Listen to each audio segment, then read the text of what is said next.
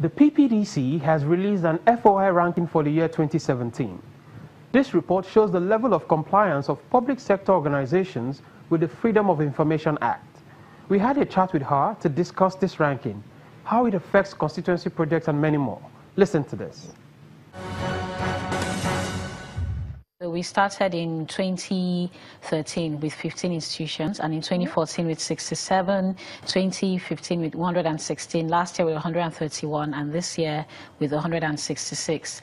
And this year, what we've seen, if we look at the trend, is that it looks like there's a few more organizations that are complying or are trying to comply, but there's still several organizations that are not. So this year, just like last year, the Bureau of Public Service Reforms came first place. That means that they have full proactive disclosure of the information we were requesting for on their website.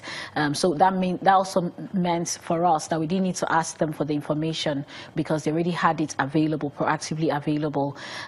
So that was good, and it's the second time in the row that they're coming first, which is great. It just shows that there's some level of consistency, and that was key for us.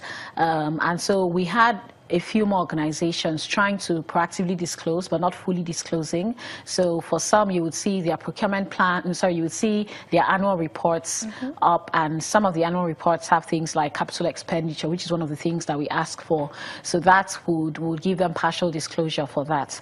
But there were several institutions, there were at least I would say 92 institutions that did not even provide any information at all. So we didn't get the information we wanted. And what the information we want is procurement records. We didn't get them online, and when we made a request, we had no response. So those were some of our findings. We also found that that there were some institutions that we expected that would do better than they did, in the rankings, and that's a bit discouraging, particularly, if you're an enforcement agency or a regulator, it's always good to lead by example pretty much, and so those are some of the things that we're expecting from some of the institutions. But we had people try to also explain some of the things that they thought was the reason why they were not disclosing, and it had to do with some of the things with, I think, the kind of they said things around capacity building, the fact that maybe the people were not aware of the law, or the letters got lost in transit, those kinds of things. And it's good to know these things so that the public service takes steps to addressing it, so that it's good to collect these findings so that it takes steps to making sure people can actually access information as the law requires them to. We don't do it as a standalone thing. It's only, as I said, it's an intermediary output. It's something that it's on our way to making sure we can actually track the performance of projects, that we use, that we now, because we have to ask for information anyway. And so what we do is that we make FOI requests by law, because first of all, we check on the websites. If we see the information on the websites, then we don't need to make a request.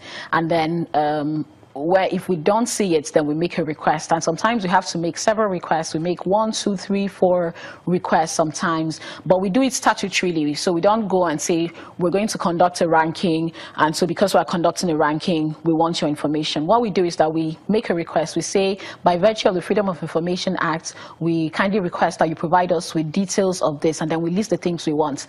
Capital projects for 2016, procurement plans for 2016 or 2017, details of this, including the contract name, contract amount, contract person, to the contractor to whom it was awarded, milestones, the status of the project. We break it down in that way, and so we never say, we don't announce that we're doing this. It's not like, hey, we're going to do a ranking on the 28th of September, so provide us with this information. Why we started doing the rankings is because it was difficult for us to get access to this information. That meant it was difficult for us to follow up on public projects, public contracts, several of which are constituency projects.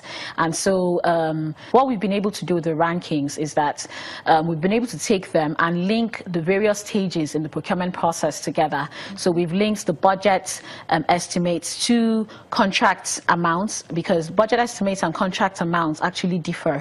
We use that to go and check and say, okay, this primary healthcare center, who has it been awarded to and for how much and to what end, what is it supposed to provide, and then we go to see whether those things actually, you know, are on ground. And so that's really the end goal of all of this. So we put all the information we get based on these FOI requests that we make on a platform called Budeshi.